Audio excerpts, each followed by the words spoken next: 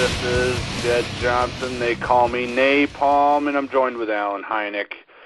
This is episode 78 of This Week in Grip, and I remind you to make sure to hit the thumbs up button if you like this show. We're covering a couple quick things at the beginning, and then we're going to be talking with Chris Rice, who is a very esteemed member of the grip community, and he is the creator of the Gripmas Carol, which is where I was at last weekend and unable to record a show as I was putting on a thunderous siege to get back to Pennsylvania at a reasonable time the day after the competition.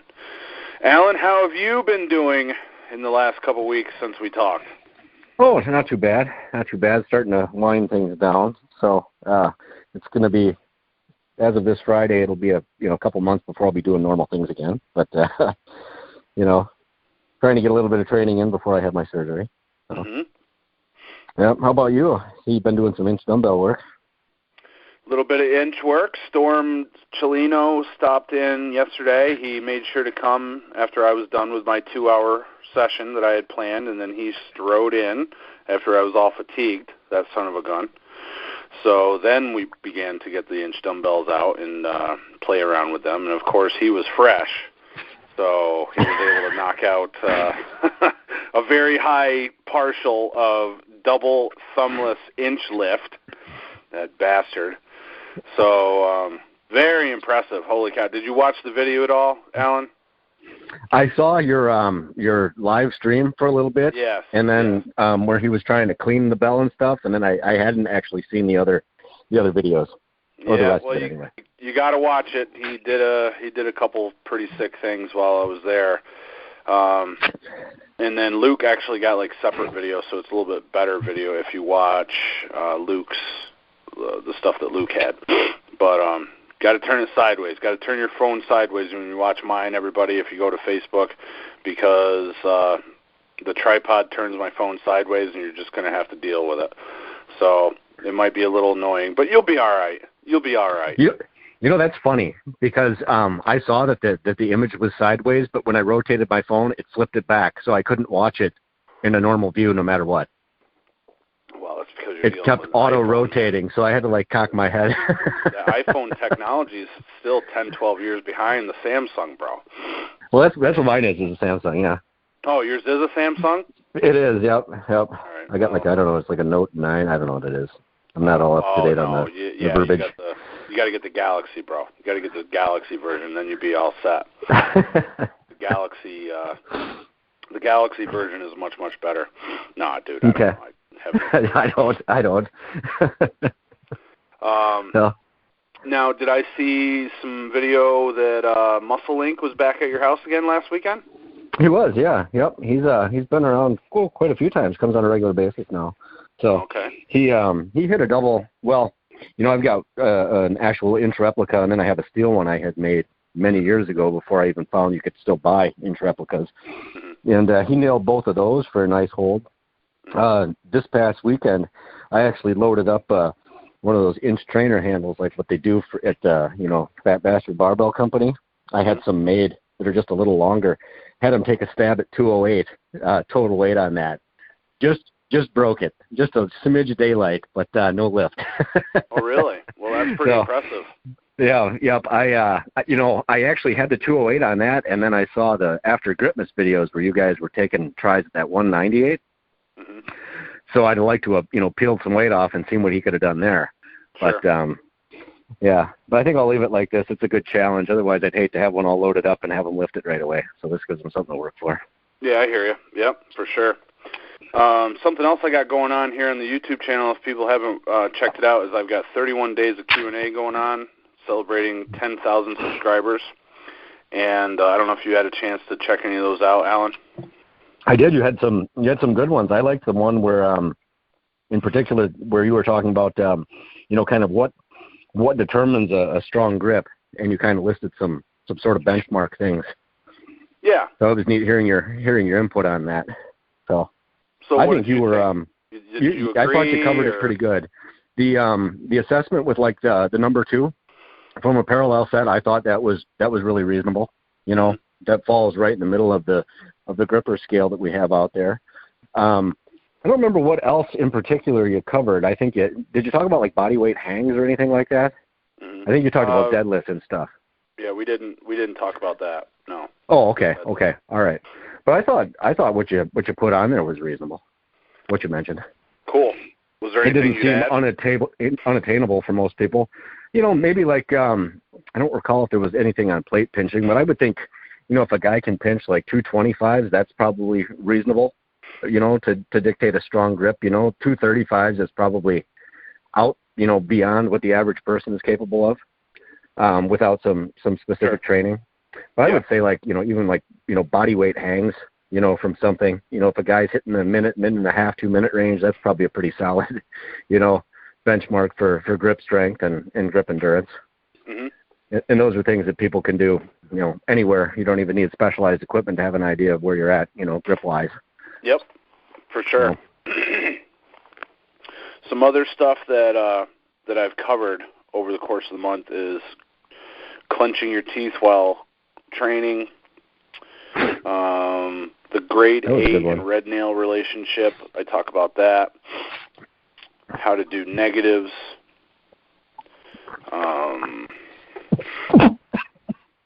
Chokers. Will chokers weaken grippers? I put out a few clips recently from the trip to Gripmas and hanging out with Paul Knight. I've still got more to put up.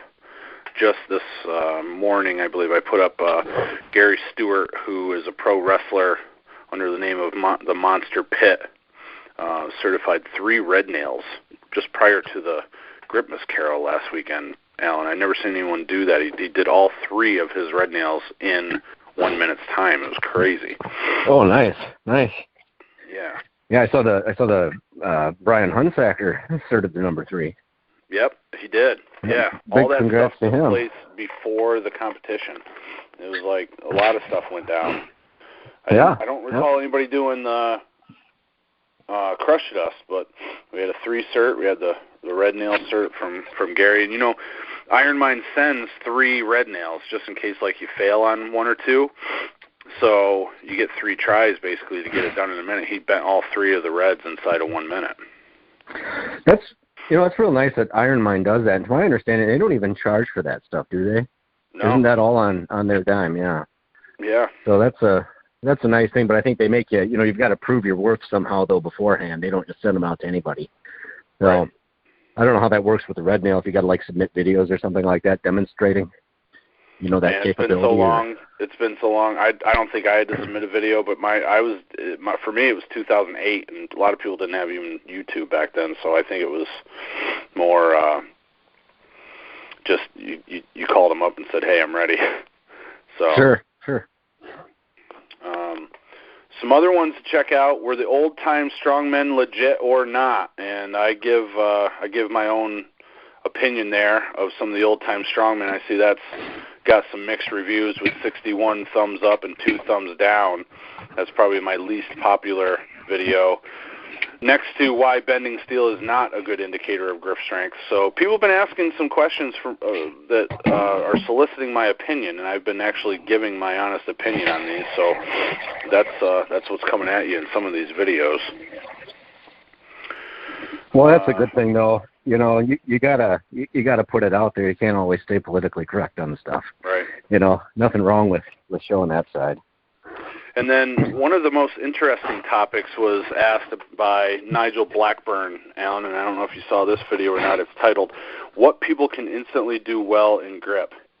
And basically he was pointing to the arm wrestlers and climbers who, have shown up in recent years, climbing background. You look at Gil Goodman and Tanner Merkel, arm wrestlers. You can point to Storm Chelino and a few others that just come into grip and they're automatically really, really good just based on the work that they've already done over the years in climbing.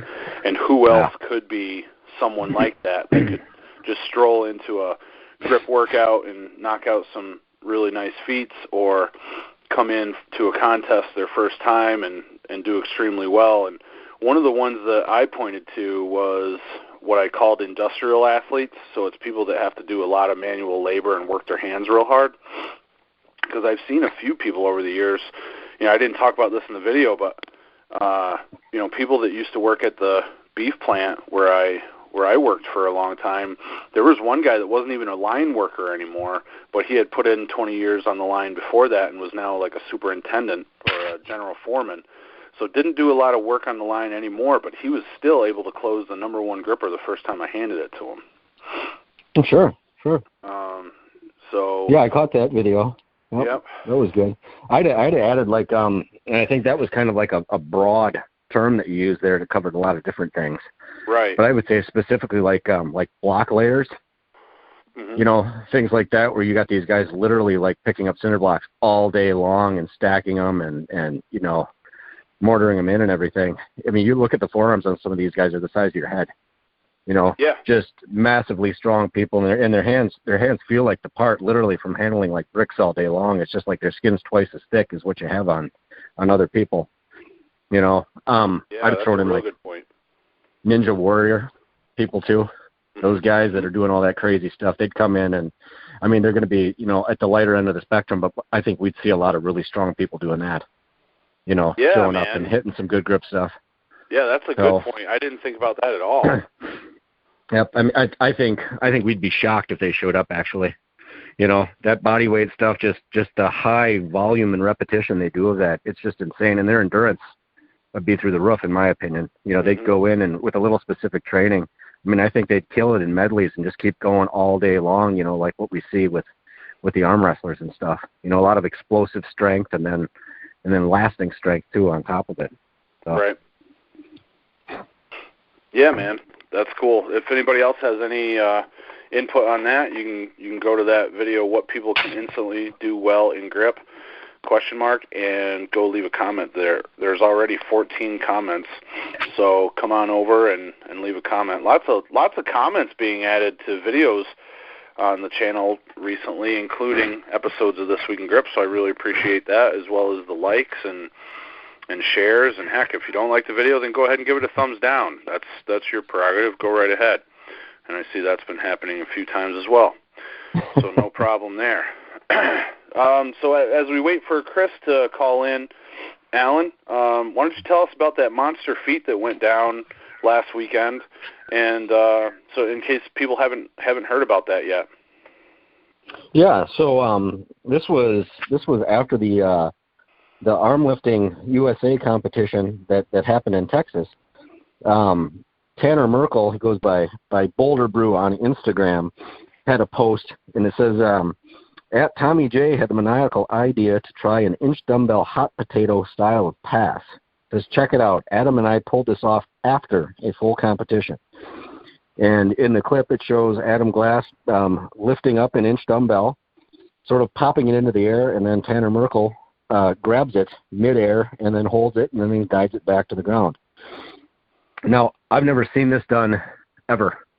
We've seen like hand-to-hand transfers, I believe, but never, one person picking it up and then another guy, grabbing it in the air. Right. So that's a very remarkable feat. No doubt, man. No doubt. It's crazy. It's unthinkable. Yep. And the two people that pulled it off, I mean, they're very accomplished. Adam Glass has been doing this for a long time. We're recently seeing a resurgence of them. But, Tanner Merkel kind of came on the scene and exploded at the top real quick. Mm-hmm. So I think if, as people think up more weird things, these guys will probably be able to knock it out. Right. Quite the duo there. Well, yeah, we should have tried that. I should have tried that yesterday with Storm. I think he definitely could do it. We didn't really talk about that, like the transfer style feats, but I bet he could be on the receiving end. To me, the receiving end is like 10 to 20 times harder than the release end of that transfer. Yeah, that's got to be crazy. Yeah. Yeah. Yep. It's tremendous shock to your hands, and I wouldn't doubt it if Tanner was pretty sore the next day or 2 days later from that, because of that like hyper gravity that's going on with the inch. That's a lot. I mean, even without it being a thick-handled dumbbell, popping something that weighs that much into the air and catching it, if it was a standard dumbbell, would still not be an easy thing to do. Yeah. So that's just crazy impressive. I'd like to see that done with this would be right up your alley, like a blob feed. Have somebody lift it up and toss it, and you grab it. That'd be pretty sweet. You know what? That was believe it or not, back in the day, like 2005 probably. That was a conversation that I had with Heath Sexton. What is he on the grip board? It's Bear something, isn't it? What is his name on the grip board? Bearcats something. Bearcat 74 or something, right? Yeah. Yep. He's a big gripper guy. Yeah, he was really good back in the day. I don't know if everybody knows that name, but he actually attempted a number 4 cert right in front of Randall Strawson, I believe in 2004. So it didn't get cleared. It didn't get passed. But Heath was extremely strong and stuff other than grippers as well. There was a video up on the old grip board like archives where Heath picked a blob up and set it on top of this platform, this old rickety platform made out of like stools and coolers.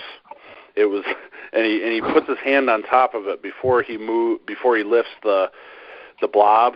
He puts his hand up on top of like the top thing that's stacked up on. It was like 3 or 4 things stacked on top of one another, and he's like, "This is just stupid." Do you remember that video at all, Alan?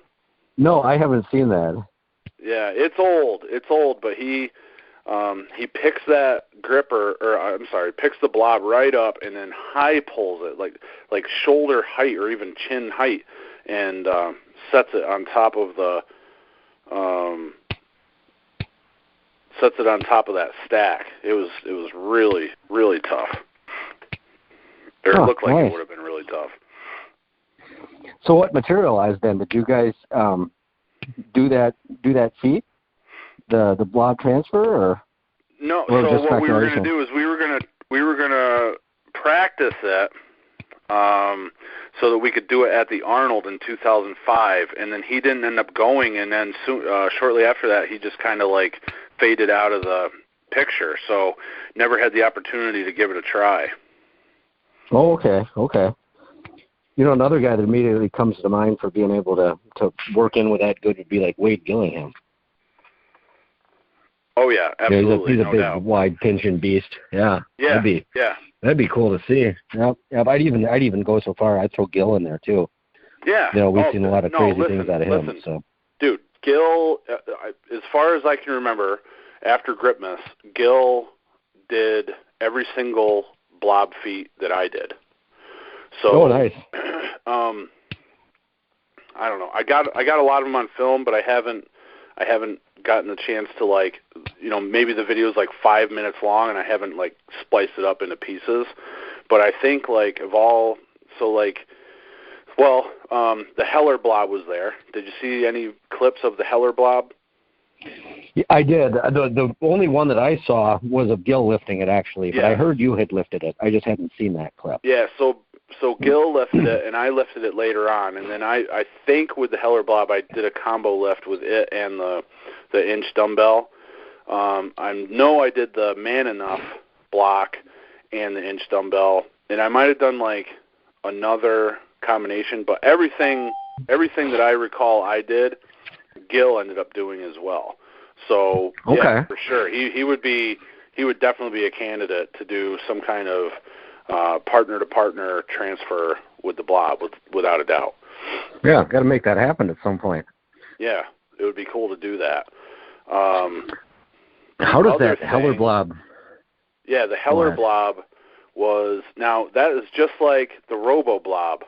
Okay. Only the difference is when they milled it down, they didn't smooth out the edge between. It looked crisp. Oh my gosh, dude! It was downright sharp. I was afraid to really lay into it. And when I waited till after the contest to do anything with it. Gil had already lifted it, I think. And finally, when I did it, it didn't open me up, but it did get into a spot where there's a natural crease in my skin on my thumb, and it actually separated it a little bit. So I'm glad that I waited, because that could have opened up easily on either the two-hand pinch or possibly the axle. So, yeah, so I waited on that, but lots of stuff. I still got stuff to upload, man. There's some things that I've uploaded, but I didn't want to just go and post them all at the same time and then stuff get missed. So I just put up a couple more clips today, and then there'll be more coming everybody's way soon. But yeah, that was a tremendous feat with Adam and Tanner, and looking forward to more craziness coming our way from those two guys, that's for sure. Anything else on that, Alan? No, I think that covered it. Sounds like our guest has arrived. That's right, Alan. Let me introduce you and everyone else listening to This Week in Grip to Chris Rice. He's a really good close friend of mine. I've known Chris since at least 2005. I believe we first met in person in 2005, and I'm sure we interacted before that on the grip board in 2004. In fact, I remember seeing Chris Rice compete in an Olympic weightlifting meet at the Arnold Classic, and that may have been 2004. So I've at least known of Chris Rice for 14, 15 years, and I'm proud to call him one of my best friends in the world. And Chris, welcome to the show, my man. Thank you. How you doing, Glad to be here. Yeah, buddy, awesome. I'm glad you got through there. Sorry, I gave Chris the wrong phone number at first, Alan. I metastasized a couple of the numbers, so that's why he didn't call in right away. So don't hold it against him, okay, Alan? Sure, no problem.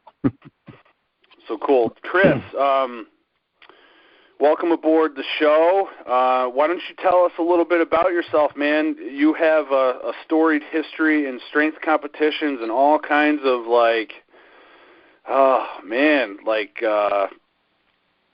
I don't know what the word is. I know you've got like a history of like dirt biking and other stuff that's like off the beaten path. Tell us about yourself in case people aren't familiar with you, Chris.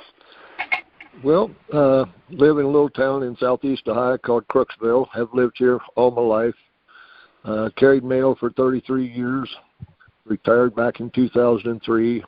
Been married to my wife, Teresa, for 46 years now. Have 3 sons and 3 grandkids.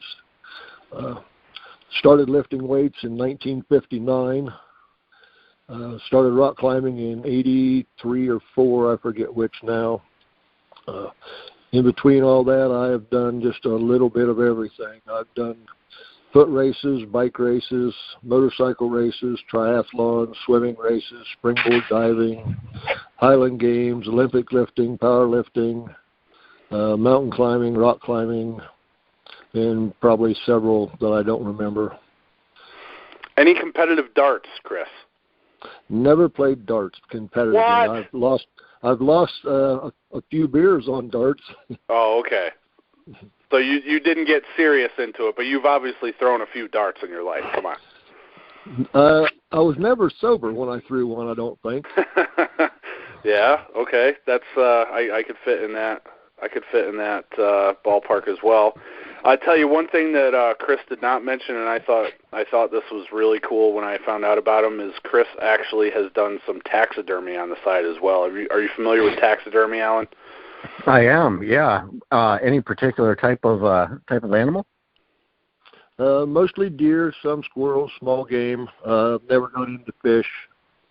Okay. Did it mostly for myself, but for several friends. Never really had a business at it. Don't you have one that's like a muskrat that's stretched over some kind of a...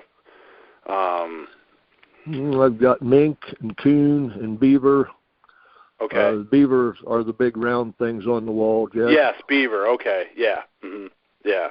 I'd never seen anything like that. I think I've seen like beaver that got mounted as a beaver, but I never saw one that where someone took the pelt and stretched it in that manner that you did it.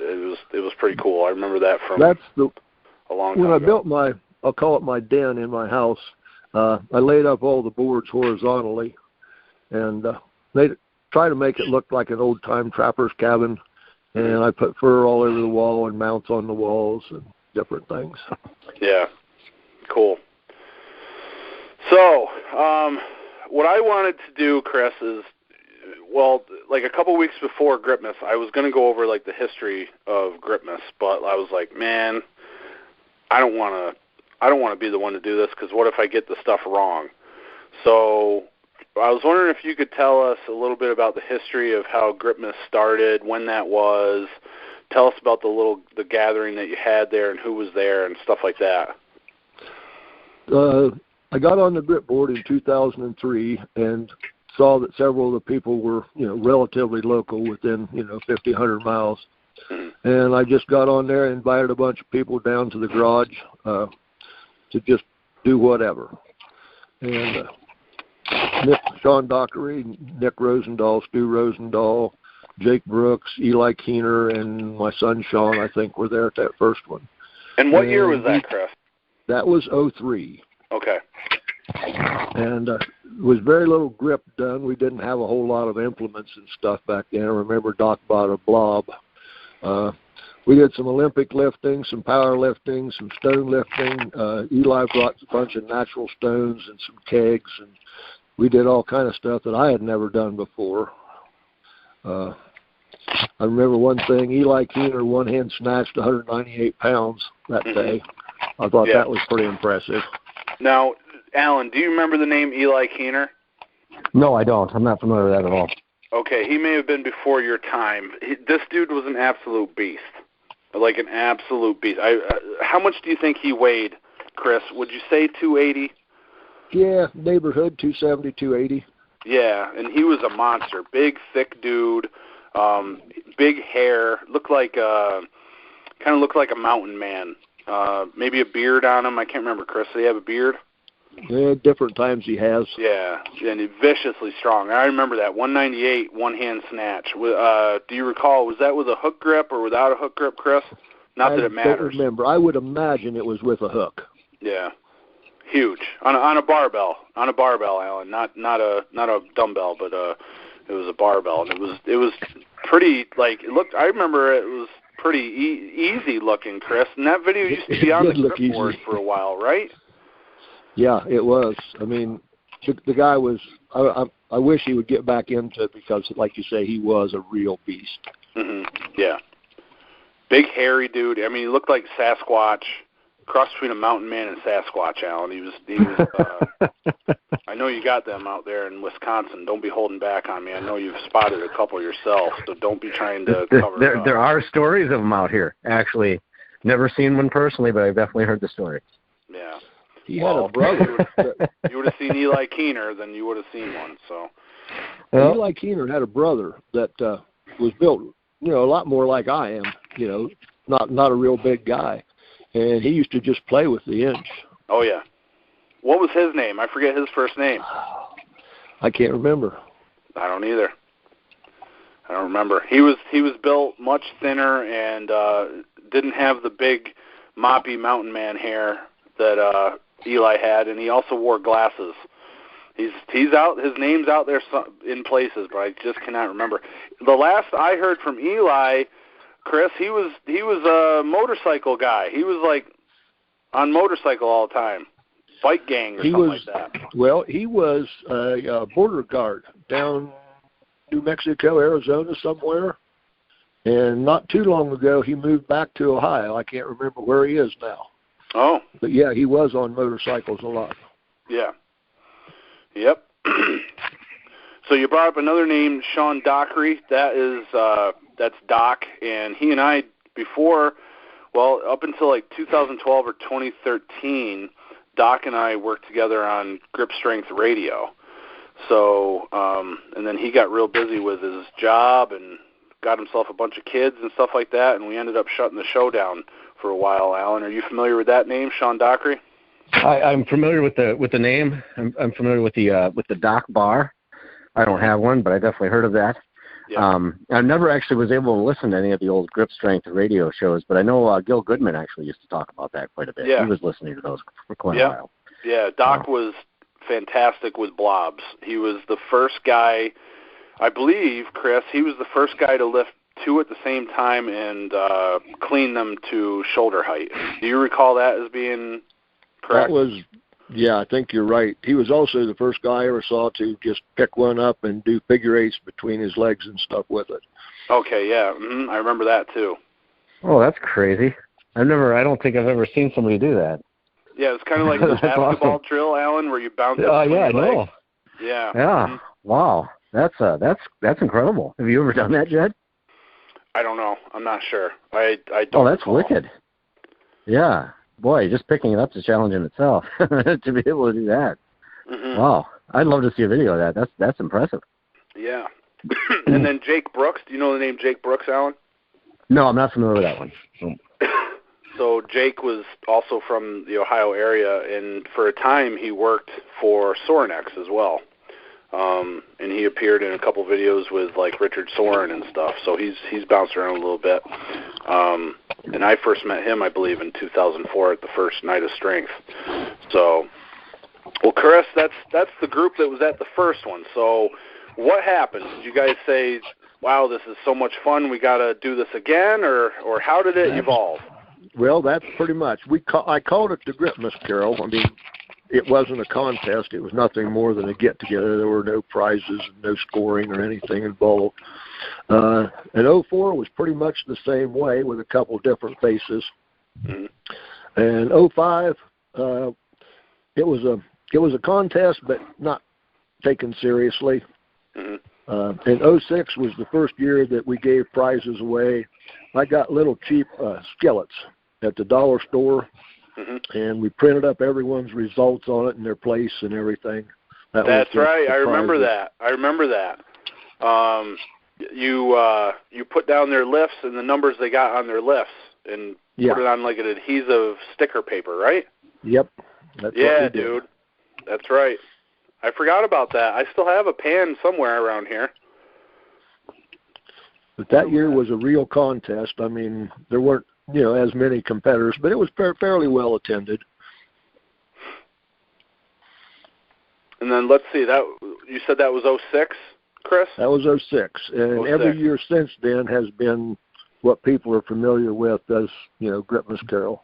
Full-on competition, not just a... full-on competition. Yeah. I mean, people came from out of state and wherever to do it. Yeah, for sure. I mean, I rode in 2006. I rode there with John Eaton, and I don't remember. Was that? Let's see. They all kind of fade together in my memory, Chris. Oh, mine too. Who would have won that year? Would that have been David Thornton? Might have been. He was like the strongest unsung hero of grip that we've ever had. Right. He didn't carry a ton of muscle, but he was, very, very modest. Yes, absolutely, but strong as hell. Is that a name you know, Alan? Dave Thornton? It is, yeah. Yep. Michigan guy. I've never met him, but a lot of these names that come up, they really predated me by a considerable margin here. Like you talk about John Eaton, the names still crop up once in a while. Right. But they were, I kind of started in this in 2014. Mm-hmm. And so all these guys kind of fizzled out and, quite a bit before then. Yeah, well, going back to the question, like what people can instantly do well in grip, John Eaton was a farm boy growing up. So he had a lot of natural grip strength by the time he got into grip. And a lot of the times when you would see him hit a new feat or hit a PR, really it was not from any effective training necessarily, but really it was more from just learning the proper technique, and once it all came together, he would finally reach that feat or get a PR in the competition. So he was just carrying a lot of natural grip strength in him. He was in corrections when we were competing together. I can only assume he still is. I haven't talked to him in a year or two, but he competed even as recently as 2016 up in Syracuse at one of the competitions we did up there. Oh, okay. All right. How do you do with that? Still keeping his strength up? Yeah, it seems to me he did pretty well. I think he made, one of the events was a wrist wrench, the actual true wrist wrench, and I think he made a real easy first and second attempt and then made too big of a jump on his third attempt, and it didn't pay off for him. He wasn't able to lift it. It was one of those deals. So, sure. But I can't remember how he made out. The guy that won that event was Duvorn Harris. Whoa. Yeah, well, he's a monster. Yeah. All right, Chris. Yeah. So John was probably one of the strongest guys that never trained, ever was. Right. Yeah, that was kind of the point I was making.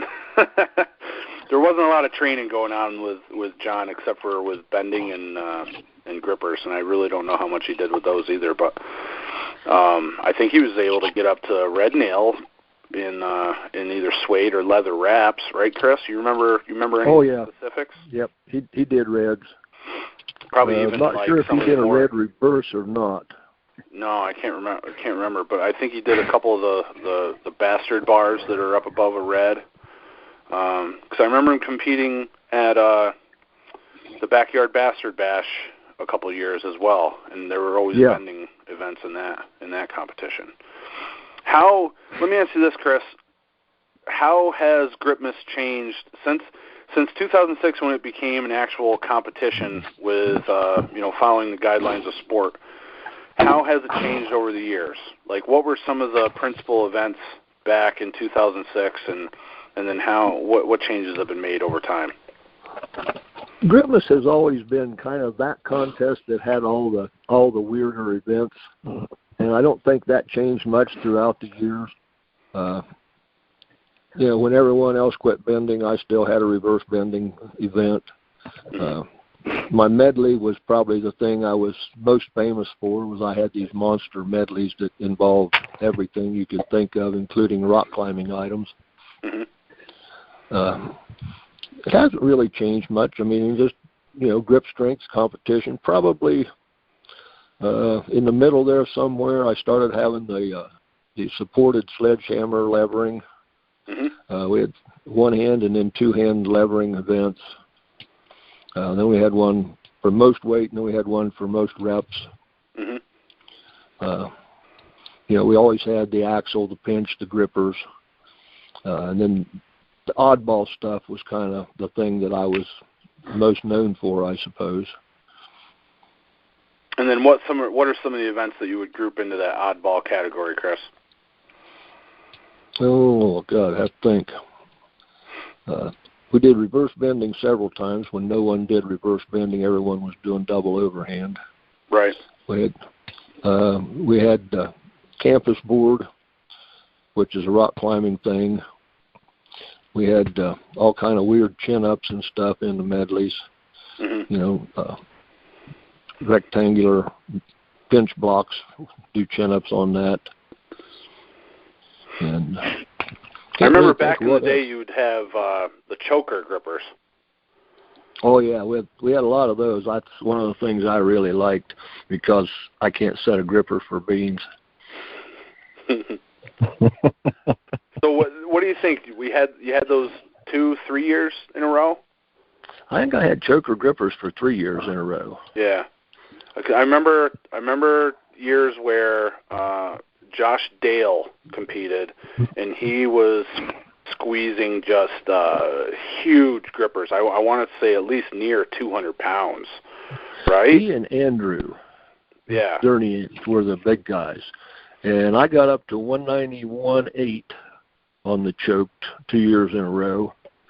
So I was getting a lot different than my normal gripper that I had to set comparatively. I mean, the biggest gripper I ever chose in a contest was 156, and then I did that 191.8 2 years in a row, and then I borrowed a number 4 off of Heath Sexton and put it in a choker and closed it. It was 195 something or another. Josh was the first person I ever saw who would use what I call blast force on a gripper. Like he would position it, and of course you couldn't set it any further, Alan, than what the gripper was already choked. so you could kind of position it and, you know, wiggle your fingers a little bit to get them into place, but you couldn't, like, put your fingers on the front handle. So Josh would get it where he wanted to, and it was like if you blinked, you missed his attempt. He was able to squeeze that gripper so hard and so fast. He was the first guy I really remember hitting it so hard like that. Interesting. Yeah, I've always heard that term used, but I never knew, I guess, where it really came from. So. Yeah. I never saw anybody do that. And Josh was an arm wrestler, so, you know. Oh, well, those, yeah. You can imagine, you know, training type 2 muscle fibers for explosion. And I guess maybe he carried that over into grippers, but it seemed to make a lot of sense and seemed to be very beneficial for me once I started applying that as well. Chokers were never really a strong point for me. In fact, Luke beats me on a choker crush any time that we test that out in training. But definitely a lot of people use that method in their training. There's no doubt about it. Another thing that you've done in the past, in after getting rid of the chokers, Chris, I think maybe there was a year or two where you didn't do grippers, and then you ended up bringing back the Avantco Super Gripper, as I recall. Now, there were a couple in there that I didn't make it to Gripmas because of some injuries, but I do remember the Avantco Super Gripper being used several times. Can you tell us how you ran that event in case anyone hasn't been familiar with that footage? Those of you that know me know I have a real aversion to nutcracker-style grippers. I don't like the whole concept behind setting a gripper and messing around with them that way. The thing on the Avantco Super Gripper was I had come up with a positive light system that showed the close, but it had a problem. It didn't show the close until you let up on it. So guys are just squeezing and squeezing and squeezing, and then when they finally let go, then the light came on. I wasn't smart enough to come up with a better system. I really liked the event, though. It's a horizontal squeeze instead of a triangular squeeze like the nutcracker grippers. If I had come up with a better positive close, I think it would have been a great event. That's one of the problems with the nutcracker grippers that we all use is, you've got this guy down there and his hand's shaking all over the place, and you're trying to see if it's absolutely closed or if it's, just a millimeter off. Mm-hmm. And I think that's one of the things that we need to address in the sport, too, is to figure out some way of knowing for sure whether or not a gripper's closed. You able to visualize what he's talking about with that, Alan, or have you seen the footage? I saw that. I saw some footage of that. Yeah. So Chris, and I think go ahead. Go ahead. Well, Aaron Corcoran, I believe, was working on some sort of using the standard torsion screen grippers. He was working on some sort of a lighting system that would, energize a light when the handle's actually touched. Yes, I don't know where it was. Kind of used his prototype gripper for that. Yeah, it looked really neat. So yeah, it was cool. Once you close those handles together, there was a light that was somehow embedded inside the handle of the gripper, and once you touched it, the light would turn on. Yeah, it looked really neat. I know he was reluctant to put a lot of information out there about that because he wanted to, I think, it to stay his concept rather than, we have some copycats in the land of grip, and somebody might come along and steal it out from underneath him. But yeah. In addressing Chris's remark about not liking the torsion spring grippers, I didn't realize that was just like a parallel set thing. I thought you just had a general distaste for grippers. So you don't have an issue with no set closing and credit card? It's just the deep set works? I don't like grippers, period. I mean, okay, that was the impression I was under. I'm not a grip guy. I'm a rock climber. I mean, and I do grip because it enhances my climbing. And I remember when we did Ches in the grip well, and he's talking about how he trained his chest strength and his arm strength so that he could set bigger grippers. Well, any event that you have to train your chest to do a grip event, I find there's a flaw in the reasoning there somewhere. And he's right. I mean, in order to set, a 3 or 3.5 gripper, you have to have a pretty strong chest to crush it down. Yeah. And I don't think that's a pure grip test. That was why I came up with doing them in chokers was, you didn't have to mess with a set of any kind. credit card, 20, 30 millimeter block, whatever. You get put the thing in your hand, and if you had enough horsepower, you could touch the handles, and if not, they didn't touch. I never found any carryover from nutcracker grippers to anything that I did. Climbing, other grip events, pinch, fat bar, anything. Grippers make you better at grippers. And that was never a priority for me, so I never really cared. I like that point, Chris. And I've actually not the exact same words, but I've put out similar information on YouTube, and you would not believe the people that jump down my throat when I talk about the uselessness of hand grippers. Like, there are some people out there that think that gripper training is like the end all be all of grip work, and you and I both agree that it's not. But you would be surprised at the pushback that I get on YouTube from people. I wouldn't be a bit surprised, because I get it all the time too. Yeah. Well, that gets embedded in us in such an early age. For any of us, our first taste in grip is always those little, foam handled or plastic handled grippers. That's what every store has. Oh yeah. And when you think about building a grip, that's what it is. Yeah. It's not until you get knee deep in it. With. Yes, exactly. Yep. And then once you decide one day you want to start training your grip and doing research, you find out that that's really not the way to go about it. Well, that was the first thing I bought is, the COC grippers from Iron Mind. I bought a 1 and a 2, closed them both right out of the box. They didn't have the half grippers at that time, so I ordered a 3, and I couldn't close it. I believe, of course you never know, that I could have probably closed the 2.5 just out of the box. I think my work history gave me a better than average grip.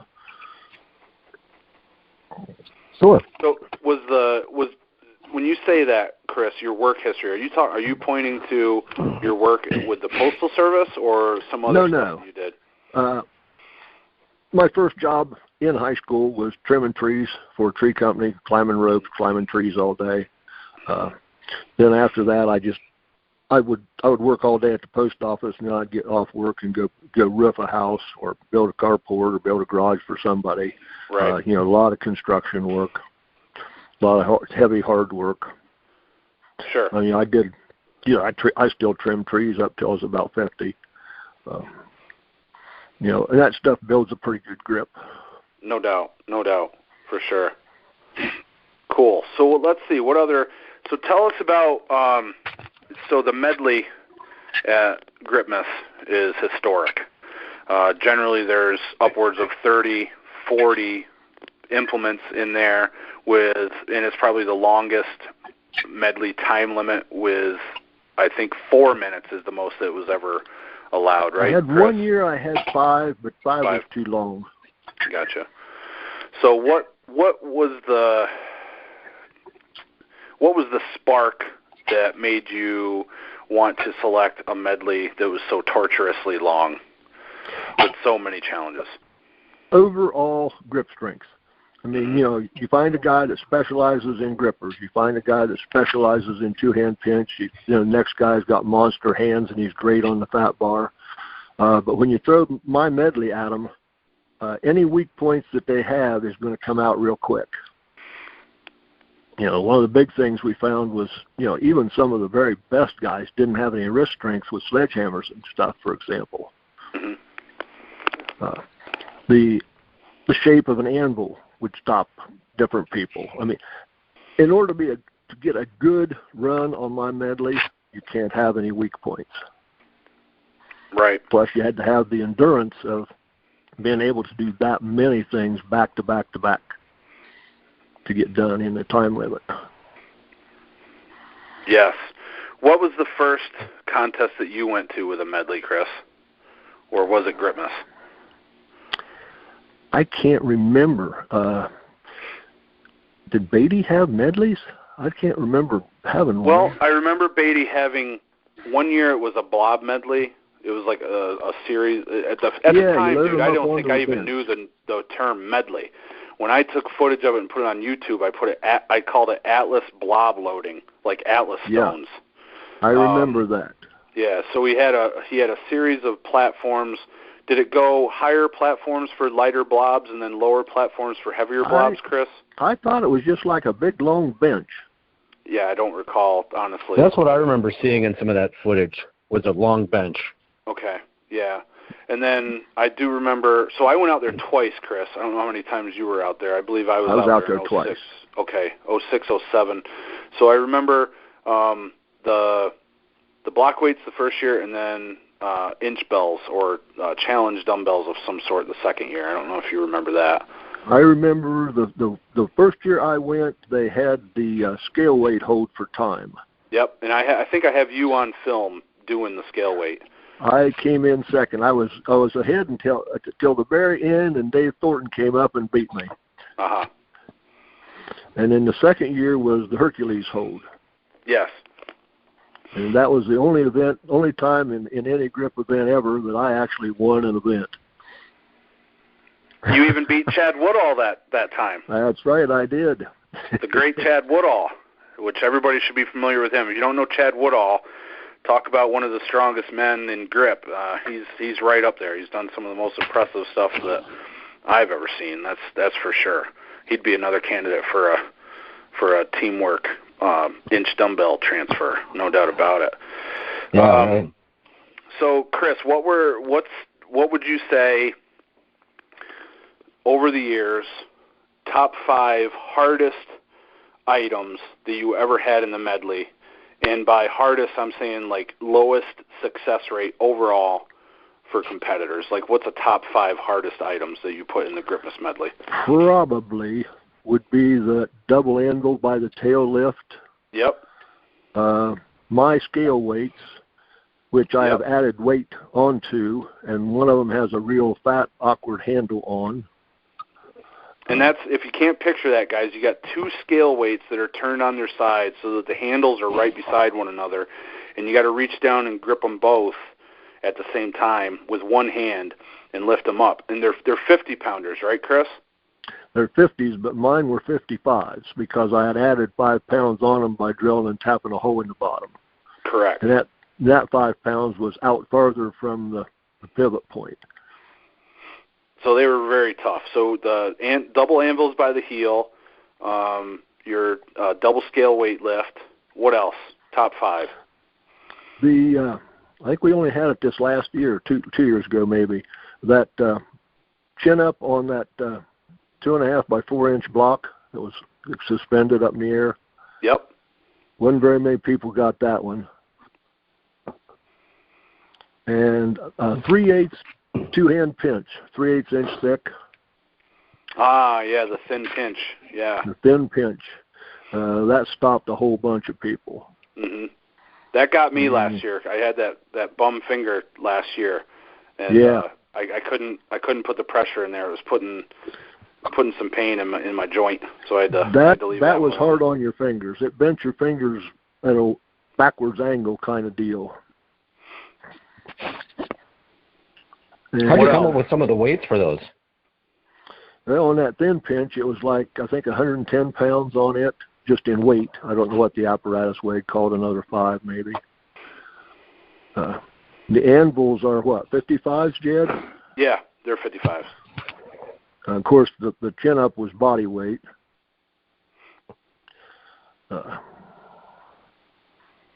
scale weights were 55s. Yeah, 55s. And what else was tough?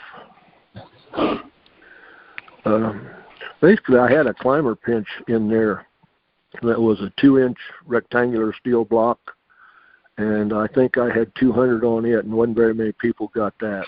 You had to have a 200-pound 2-hand pinch to get it. I'll tell you one that I was never successful at getting was the no set number 3 gripper, like the table no set you had in there a couple times. Oh yeah, we had 1, 2, and 3 in there. Mm-hmm. Alan, one of the things I did with my medleys was, in order not to just make it impossible for the smaller, newer guys, and still challenge the bigger guys, was I would have like let's call it a 1, 2, and 3 no set gripper, and they were worth 1, 2, and 3 points in the medley scoring. Okay. So that way, it was my attempt to make things more fair without embarrassing people, say. Sure, I mean, sure. It's kind of Okay. embarrassing if I make a medley for Jedd and some of those monsters, and some other guy comes up and you can't lift the first item in the medley. That's not a good thing. Right. And yet, if I make it where one of those guys can do the whole medley, it's worthless as a challenge to Jedd and them. Sure. No, that's a good idea. Yeah, I like that. We've seen that with some other people too, having to. I think you actually adopted that too, even at one point, the actual lighter versions of the medleys, didn't you? Or did you just keep it all the same, but you had some lighter challenge items, just like you were saying? Well, that was what I did in the beginning. Was I'd just throw in some light, easy things, but everything was still 1 point.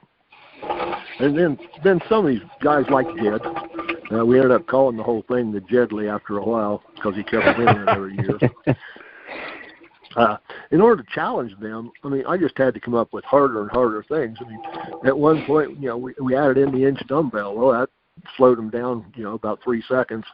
So I put in double inch, and they're still doing that. The feats of strength that it takes to challenge some of these top guys now, they're just almost impossible for everybody else. They have advanced beyond the norm. Sure. Well, I think some good hub items might have been great for Jedd to try, or even like little stub action. We had those were a few his of those over the years. The hub got a lot of complaints. The hub hurts a lot of people's fingers, including mine.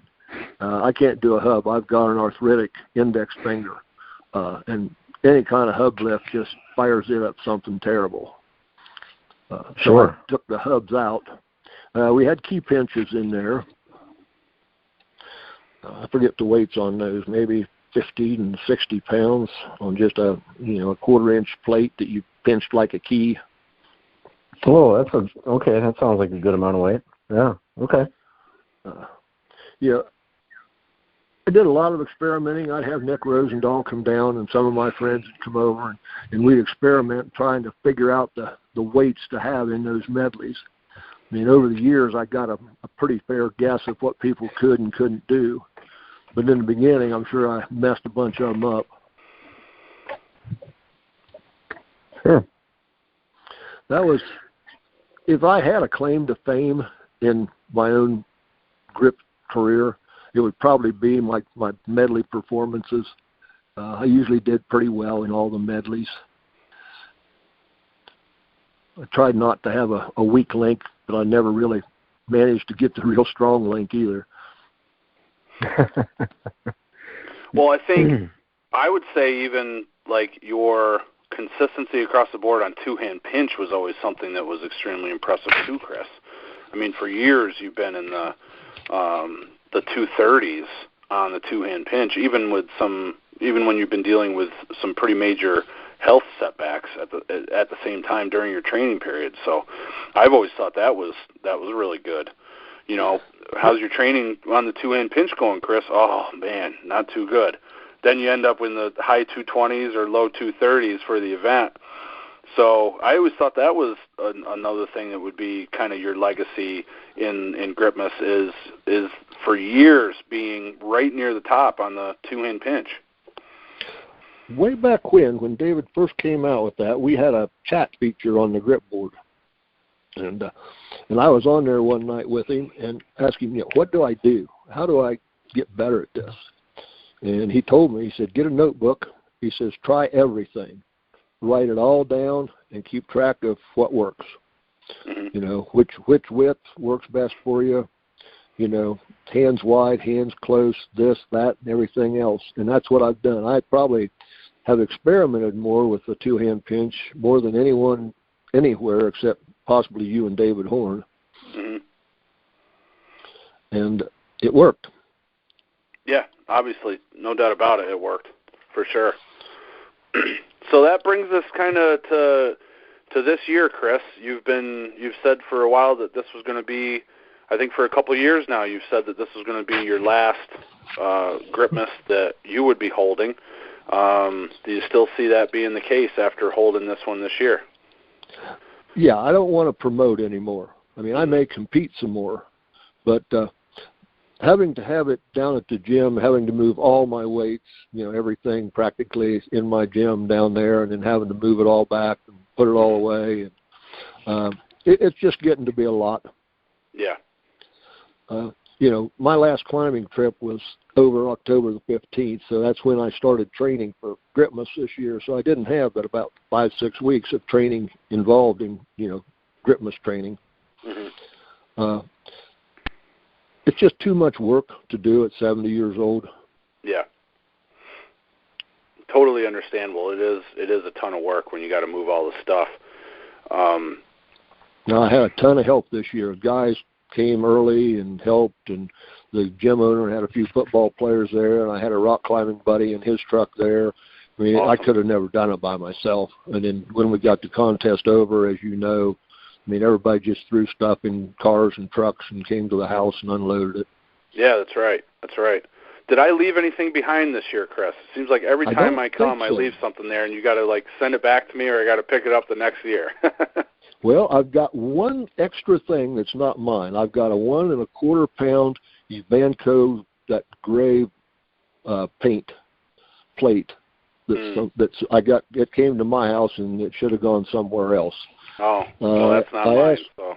Yeah, I asked Andrew Durney, and it's not his. I got to get a hold of Pantkey and see if maybe it was his, because I know he brought stuff.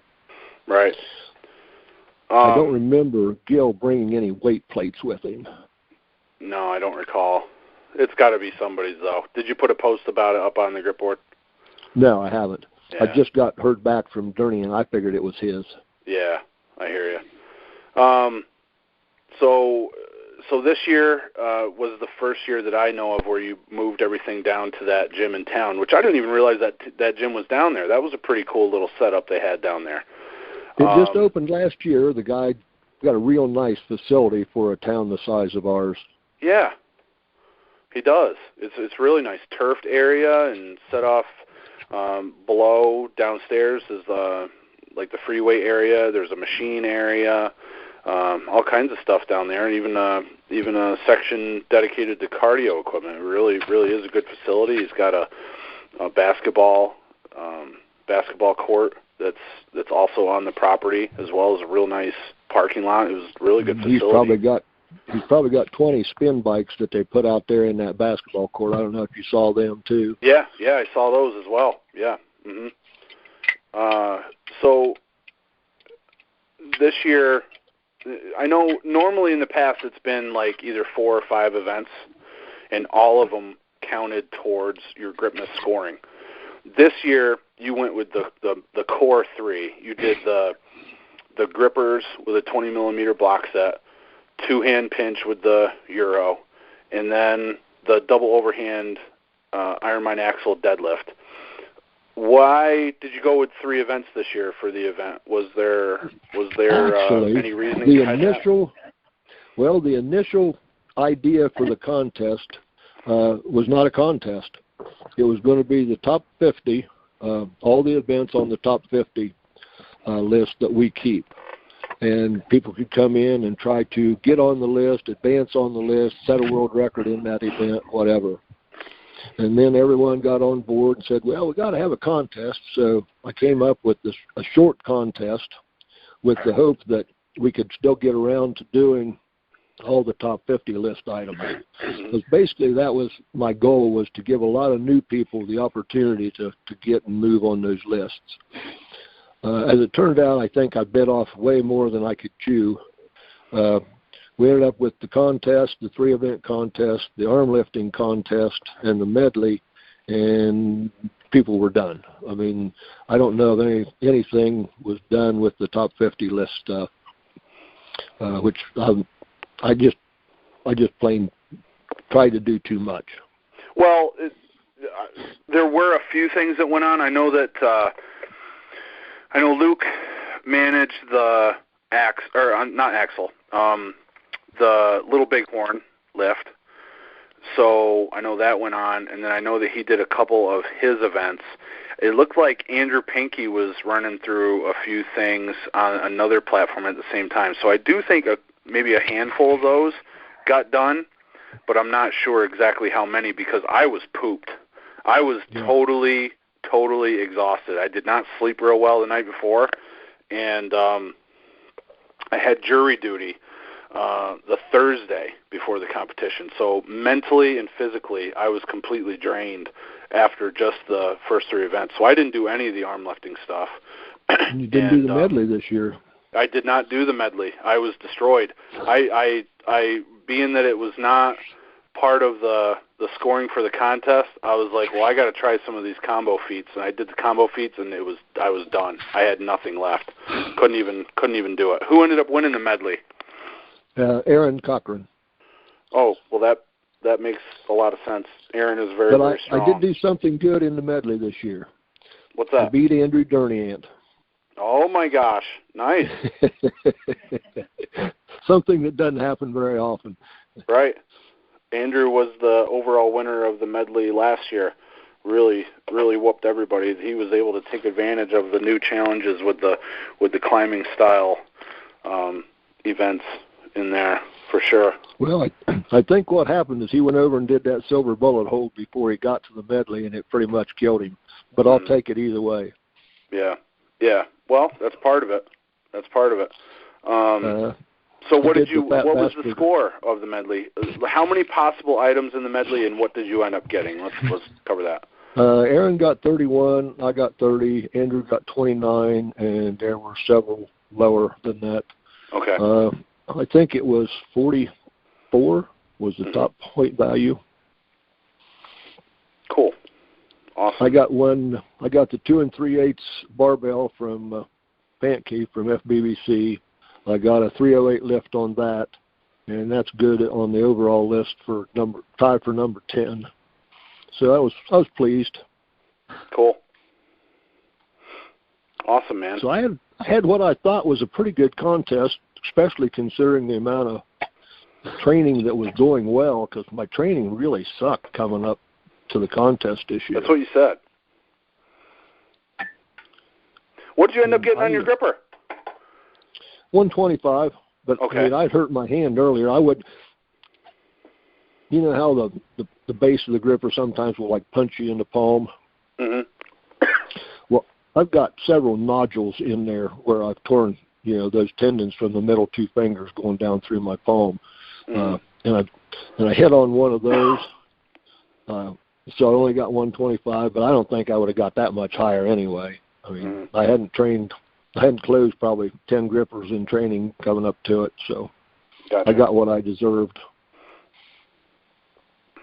Okay, and then what'd you get on your pinch? 217 official, and then it was feeling so easy that I did 227 and then 232 unofficial just afterwards. In my training coming up, I had been failing at 190. I mean, it was just horrible. Right. And then the week before the comp, I managed to pinch 210 once. So, I opened it, I think it was 187, and jumped 10 pounds. And everything I lifted just, felt glued to my hands. I mean, I should have made a lot bigger jumps, a lot better choices than I made.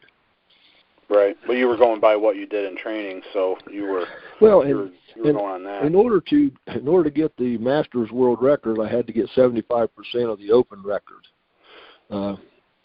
So I needed a 206. So I was really concentrating on making sure that I got that record. So now I've got the world record in the 70 to 79-year-old class. Cool. Awesome. And then what'd you get on the axle, Chris? 336 point something or another. And that, I might have had another 5 pounds in me, but no more than that. Well, that's a respectable pull, though. Yeah, no doubt. Well, my best ever was 356, in a comp. So, I mean, I was pleased. I thought that was a decent lift. Yeah, no doubt, man. That's a great lift. What else? Anything else from from this year's Gripmas that you want to talk about, Chris? Anything I might have missed? Yeah, just like to mention a little bit. I know there's a rift between arm lifting and North American grip sport. And Mike Sappel contacted me and wanted to know if he could, do the arm lifting part there. And I thought, well, yeah, maybe we can begin to mend that process a little bit between the two organizations, include some of that stuff, in the different contests that go on. I'm getting out of grip, but that doesn't mean everybody else is. Are you truly taking a step back from grip in general, or just from the promoting point of view? I'm going climbing. Oh, okay. Just a lot more climbing. Okay. All right. Climbing's always been my primary sport. I got into grip to, accent to climbing. Sure. Okay. How do you feel? Grips. What do you mean? Go ahead. No, I was going to follow up. How do you feel? What you're doing grip wise carries over, and vice versa. What do you think? I think. What do you think gives you the most carryover? Oh, nothing. Actual climbing specific training. Well, what it does is I call it injury proofing. Oh, fair enough. I can train my climbing stuff so much harder without tweaking something in my hands and forearms. If I've got that overall base strength developed in every single possible direction. Okay, all right. Well, I wanted to pick your brain about a couple of these things, actually. So I'm always curious to hear how, we see a lot of different people coming into this real strong and from different areas, rock climbing, arm wrestling, things like that. So I wanted to hear your thought on that. So I'm kind of disappointed in grip strength in one way. All the fame, all the glory seems to go to the big guys, or at least the guys with those maximum lifts. And I don't think we give enough opportunity, enough glory possibilities to the 135 to 150 pound rock climber or kid or whatever that's coming up. And I think it gets discouraging for them, and I think a lot of them drop out, which is a shame. Yeah. And I don't think it's intentional. I just think, people are impressed by the big lifts. You may have a world record. I think we had a couple in the 66K class this contest, and nobody really noticed, which, what a shame. Yeah. Well, I actually do pay attention to that. I think it's really impressive what some of the lighter guys do, like the Nigel Blackburns that we have out there, and Jerome Blooms, because you take a look at their lifts, and for what they're doing in particular, they're lifting a lot more than guys that are much larger than them, really, on certain things. And I know we get, go ahead. I think, it's really impressive what they do. Well, we get, the conversation between, pound for pound strength and overall strength. I mean, the big guys always say pound for pound doesn't matter, and the little guys say, if you weigh 400 pounds, you ought to be stronger than me. And it's, it's not a conversation that we really need. Sure. I mean, strong people are strong people. I mean, give some respect across both ways. Yes, absolutely. I know. I agree completely with that statement, actually. Yeah. Oh, that's a very good point. Well, interesting. And I'm sorry there, guys. I got my battery phone, my wireless phone there died a second ago, so I was out of the call for a minute. I did come back in with the body weight talk, and I like hearing guys like Nigel and Jerome Bloom talking about that stuff, because they stay up to date on what everybody else is doing, and they use that as motivation for their lifts. And when like a Jerome pushes a number up, Nigel is already aware of that when I talk to him. And in the opposite sense as well, Jerome keeps an eye on what Nigel's doing and so on. So I think that's an element of the sport that, like Chris said, doesn't get enough attention, in that those guys that are in those classes that are really engaged around those numbers, they pay attention to that, and it's very important to them. And I love that aspect of the sport, that we have within the ranks of the sport, there's also sub-ranks and other comparisons that are going on by the competitors themselves. I think it's a part of the sport that's really, really cool. Well, it is. And go ahead, Chris. When you think about, I think about this once in a while because I get concerned about body fat percentages and stuff because I'm a climber. What if you took some of these 240-pound guys and brought their body fat level down to what Nigel's is, which is like nothing, and what would they weigh? That 240-pounder with a 20% body fat or 25, take him down to 9 or 10 where Nigel is, right? And he's going to be in a whole different class. 83K class. Yeah. Yeah, it might make a difference. Yeah, no, that's interesting. I didn't realize that was such a thing where some of the lower competitors, I guess, weren't getting some of the credit, I guess, that they deserve for some of their lifts. I guess I'm 83K, 93K, but I really pay attention actually because they're always putting their stuff out there. That's really the majority of what I see when I'm looking at a lot of these things on Instagram and the social media stuff. Well, they're the most active of the bunch, it seems like.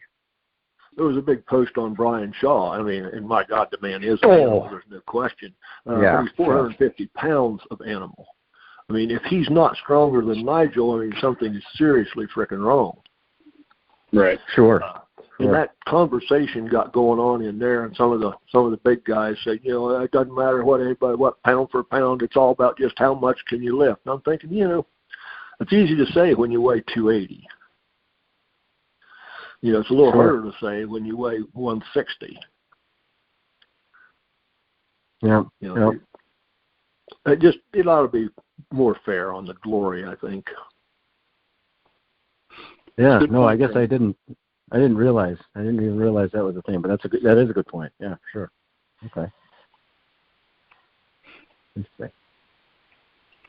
So what's next for you, Chris? With I know that you picked it out to pass the Gripmas tradition on to Chris and grade.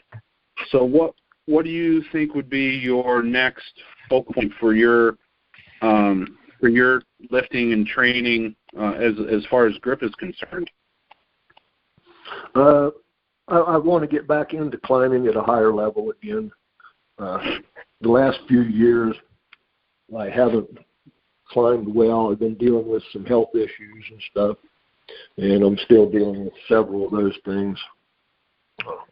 It seems like I spend every other week at a doctor's office. And I'm trying to get my health all straightened out to where I can actually start doing all the things I want to do again. Right. So climbing is going to be your main focal point, Chris? Yes, and training to climb. I mean, I'll still lift every day just like I have for, decades. Sure. Then do you have any like grip sport plans or goals for yourself, like any feats? I know at one point you were thinking of making a run towards the inch dumbbell. Well, Nate loaned me his inch and left it down here for all of last year. And last year my health just went to crap. And I didn't even get to make a good run for it. I could get it off the ground the best I did. Mm-hmm.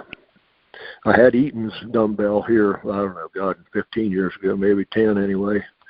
And I got it to the bottom of my knee, so I was getting pretty close.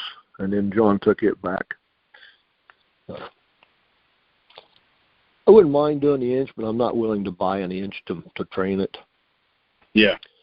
I mean, it doesn't change the way I can rock climb anyway. Sure.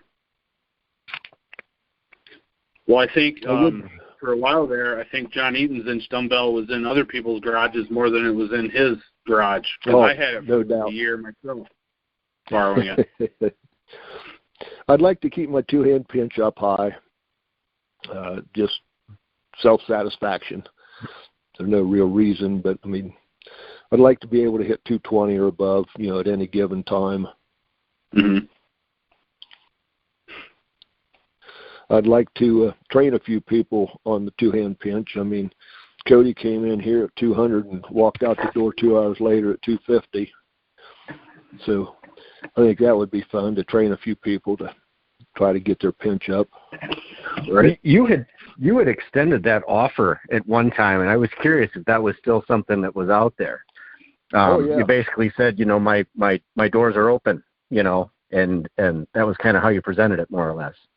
So yep. That's neat. That's awesome that you're still willing to do that. So, I think I've trained like 5 different people, and the least I've ever given anybody is 20 pounds. Well, that's a lot. 20 pounds is a lot. Well, I'd definitely take that. Well, I'd like to be able to make it up your way one day. That would be a good tutorial. You've been doing this stuff a long time. So. Well, I mean, there's several people out there. Jed, of course, he's kind of the pinch master. Aaron Corcoran is very analytical. I mean, I don't know that Aaron trains people on it, but I mean, he's got that kind of a thinking mind. Of course, Jed's put out DVDs on it and stuff. There's several other people out there with, monster pinches. The fact that you have a monster pinch doesn't mean that you're able to teach. Right.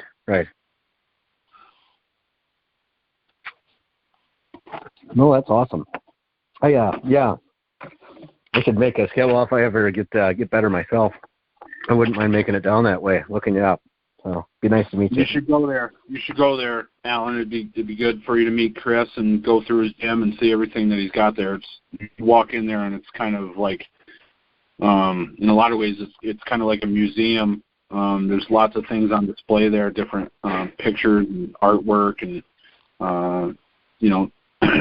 steel sculptures, things like that. It really is a old. Well, that I definitely haven't seen from the video footage. I was impressed just in those things. So yeah, we've never seen we haven't had a grip gym tour from Chris. That's something to put in his mind here. Somebody with a camera ability in excess of mine to come down and do it.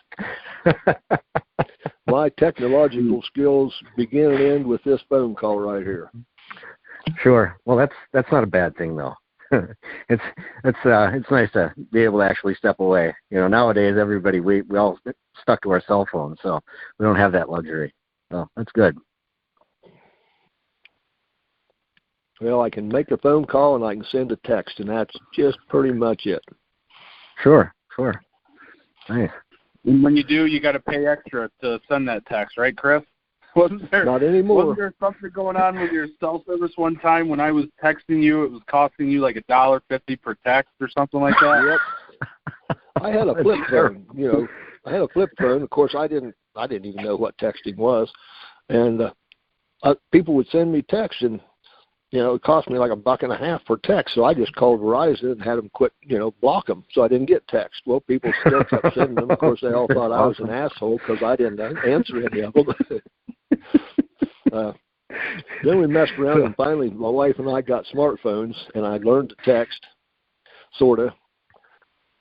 And I bought my phone, and it was during track season. Well, when you first get it, I always had it messed up somehow. And I would take it to track, and one of the kids would fix it for me. And, it got to be, if I had the cell phone with me, the kids would just hold out their hand and take my cell phone and fix it and give it back. I didn't even have to say anything because they knew I had it messed up. It's funny. Nice. That's funny, man. Well, Chris, I guess we're just about ready to wrap up the call. Was there anything else that you wanted to say before we close this episode of This Week in Grip down? Yeah, a little bit. I am just so appreciative of all the friendships and the people I have met, and everything that people have done for me. People have been such good people to my wife and I. All the things that like the plaque that you gave me, and the other plaque I got at Gripmas this year. I can't think of a sport that I have been involved in other than this and Highland Games, where it's just good people everywhere you go. I mean, in the 15 years I've been in grip, I have never met an asshole. And where else can you say that about? Mm-hmm. Right. What was the other plaque that you got, Chris? Because I might have missed that. Were you referring to the one that was cut out of a steel plate? Yes. Okay. It said Gripmas Carol 2003-2018.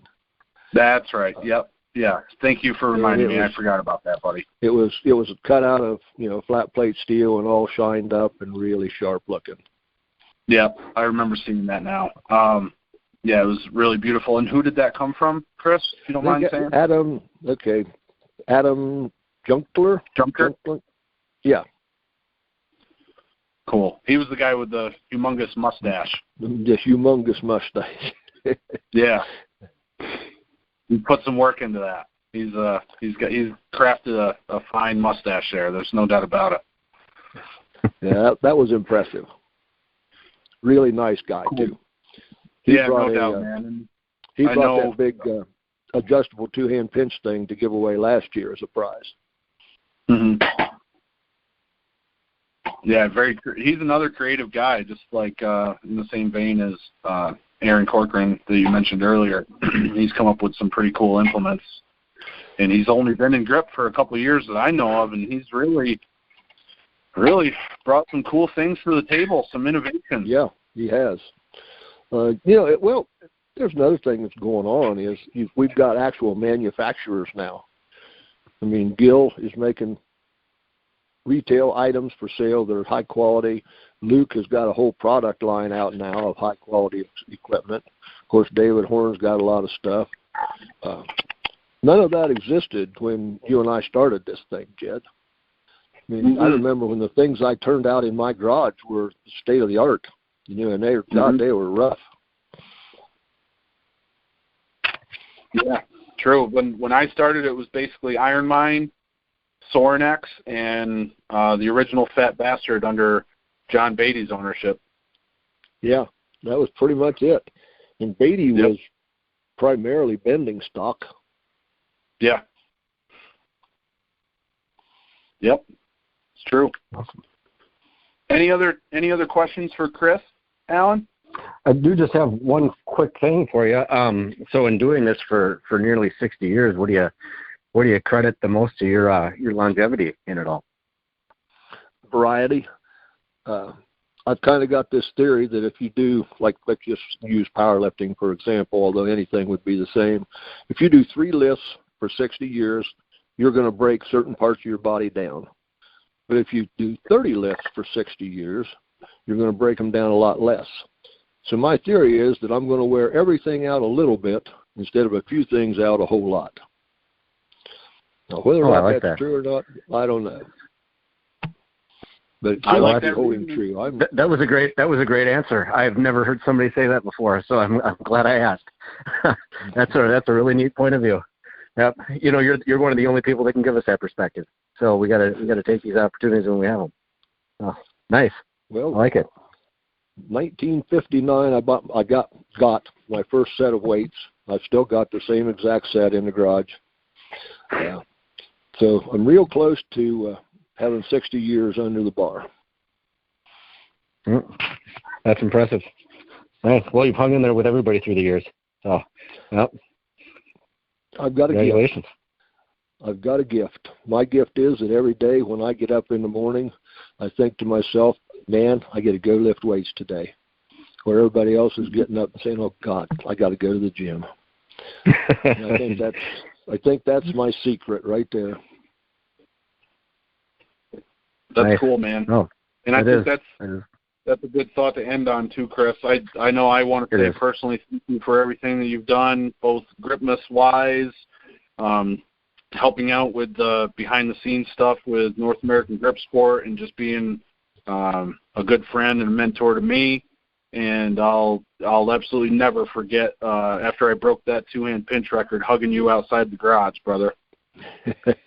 Tears running down your cheek. Yep. And that's not true. Being a sissy. That's just emotion.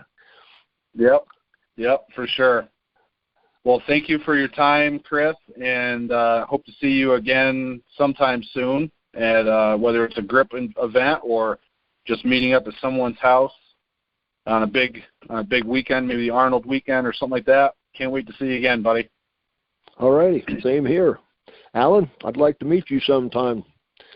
Yes, I would like to meet you too. I hope to take you up on that opportunity, a little personalized training. So that would be awesome. I'll be glad to have you. All right. Well, okay, that is it for episode 78 of This Week in Grip, everybody, the Gripmas recap. Thanks, Chris, for coming on and taking this time to go through everything with us. I really appreciate it. Everybody, make sure to like, share, and subscribe. Comment down below. Let us know of anything else you'd like us to be talking about in the future, and we'll see you again with another one. Talk to you later.